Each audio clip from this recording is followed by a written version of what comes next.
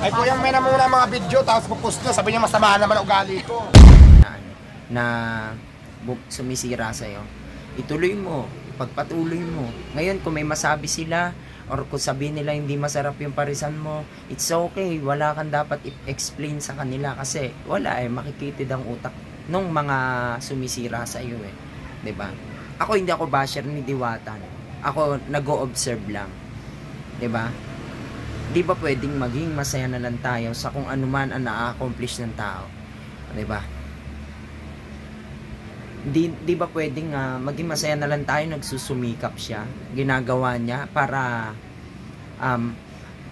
ma-accomplish niya itong mga bagay na ito, pinagsusumikapan niya. Yung tao nagsusumikap eh. What if bigyan natin ng chance? Bigyan natin ng chance na umasenso. Bigyan natin ng chance sa suportahan. Or kung di natin kayang kung di natin kaya sumuporta, dead man na lang kay Diwata ang gawin natin. 'Di ba mga basher?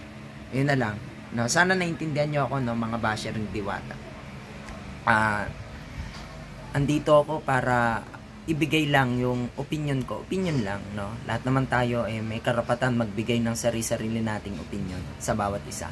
So, ganun talaga ang buhay.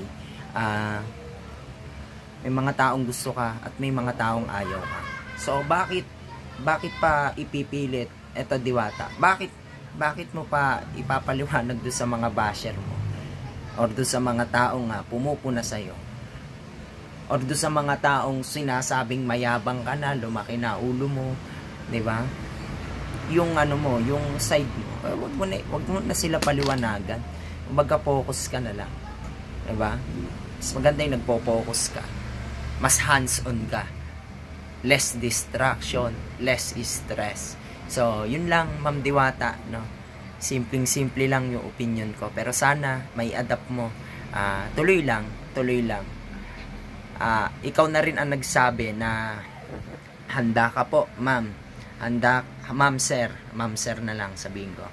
Handa ka po, ma'am, kung umalik ka man sa dati, or kung saan ka man nanggaling dati sa kahirapan. Natural yun eh. Actually, dapat maging handa tayo eh. Mas maganda nga, di ba? Mas maganda nga na maging ready lang tayo, no? Kung ano man ang mangyayari. Pero, ganun talaga. Samantala, ito lang Ma'am Diwata, i-push mo yan kung sikat ka man ngayon. Kasi ma'am, marami talaga mga tao, maraming mga nasa paligid mo ang gagawa ng paraan na ikasisira mo. di ba?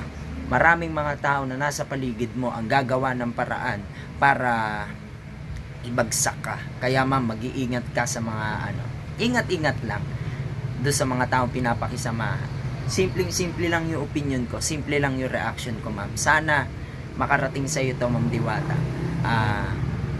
God bless po sa lahat, and sana po pasupport na rin po ng Teo Makata.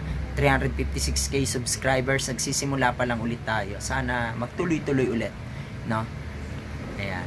God bless po sa lahat, at see you.